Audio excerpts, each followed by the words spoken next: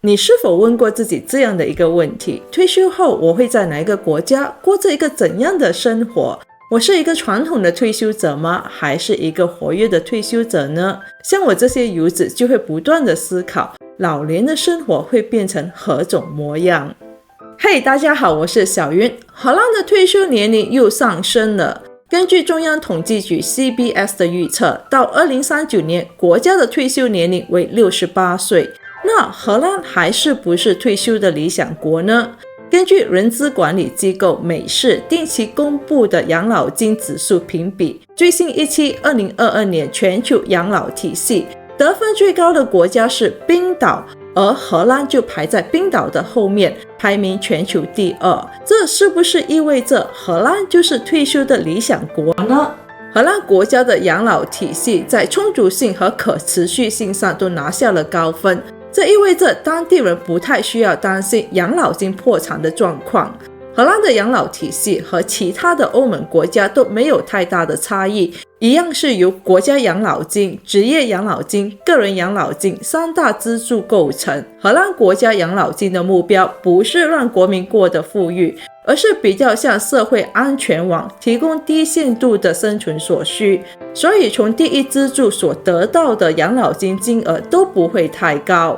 第二支柱也就是职业养老金，目标成员是15到67岁的就业人口，并实施强制性参与制。荷兰的职业养老金的类别也是包罗万象，像是酒店、餐饮、零售、建筑业和民生服务行业都适用于同一套的养老基金。此外，像医学专家、牙医和其他相关人员都有自己独立的专业养老基金。而第三支柱就是个人养老金的部分，这是以个人的意愿投入的个人养老金计划。荷兰是以扣税的方式来吸引人民参与，只要定期缴纳个人养老金就能抵税。在这里我要和你们分享一点，荷兰除了养老金制度面完善，对于老人的照护也是走在时代的尖端。在这里，即使是失能失智的老人，也希望能够掌握自己生存和生活的能力，哪怕是坐轮椅，也希望过自己想要的生活。荷兰的生命公寓就是很好的例子。所谓的生命公寓就是俗称的护理之家，他们一般设在住宅附近，借此增加交流的可能，也让机构内的老人能够出门走走，保持跟社会的连接。一般这种公寓的设计就像帮年长者设计他们第二个家，而不只是冷冰冰的养老院。当然也有很多老人不愿意住进生命公寓，荷兰政府也会对此提供一些服务，像是医疗方面的上门照护等等。这样听起来，在荷兰退休好像是一个不错的选择，对吧？但它不见得适合每个人。决定在哪里退休，实际上和想在哪一个国家工作略有不同。退休的整个概念是我们已经离开了工作岗位，我们不再努力赚钱，而是靠我们的养老金和存款过活。如果我们没有足够的养老金或存款，这一切都是空谈。当然，这时我们对于生活的需求也会有很大的不同。有些人会希望和家人小孩住得靠近一点，有些人会希望去世界各地探险，也有人会希望住在美食多样化的国家等等。但无论是亚洲国家还是西方国家，各自都有需要面对的问题。在这一方面，我只能说糖衣入喉，有苦有甜。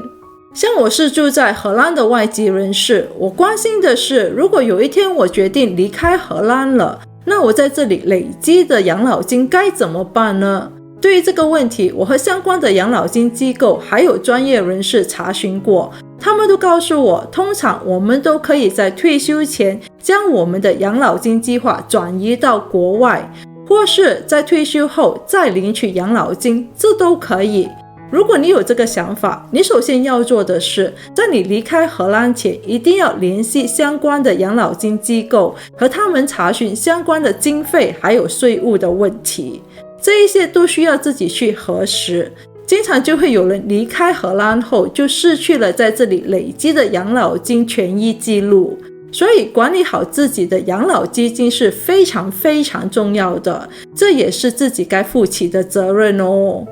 还有的就是国家养老金，如果我离开荷兰，我是否还有权利领取国家养老金呢？如果可以，我领取到的金额又是多少呢？这取决于几个因素，主要是看我在荷兰居住的时间和离开荷兰的时间。如果我是在退休前移居国外，那我得到的是一份缩减过的国家养老金。这是因为当我离开荷兰时，我将不再继续受到国家养老金的保障，我也将不再继续累积国家养老金的权益。但在这里我要补充一点的是，在这期间，如果我不幸离世，我的伴侣也将不再享有幸存者福利计划。所以为了避免这些事情的发生，我可以选择在移居国外的1年内自愿投保 ROV 保险。如果我是在退休后才离开荷兰，我还是可以领取到荷兰国家养老金，但这取决于我移居的国家。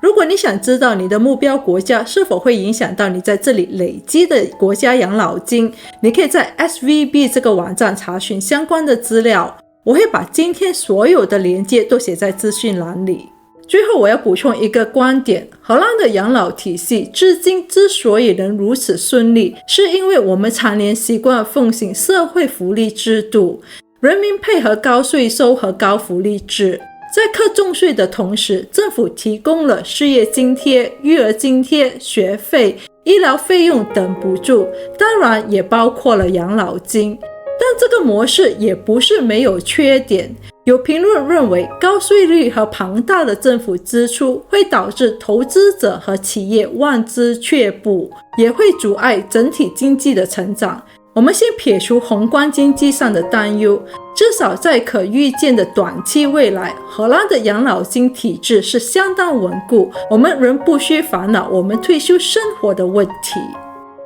其实不管我们选择在哪一个国家退休，最重要的是我们有足够的养老金或存款在手。人之生命从生到死，往复循环，都要经历无比漫长的周期。在这期间，我们可能会生病，我们可能要经历风雨，我们可能会感到孤独寂寞。年轻时，我总会想象老去的自己，但当它渐渐出现在眼前时，我大概还是需要慢慢去适应，慢慢接受，慢慢找到度过它的方法。如果你们想了解更多在荷兰平淡无奇的生活是否适合你，你们可以参考我这一支视频。好的，今天的分享就到这里，谢谢大家的收看，我是小云，我们下期再见，拜拜。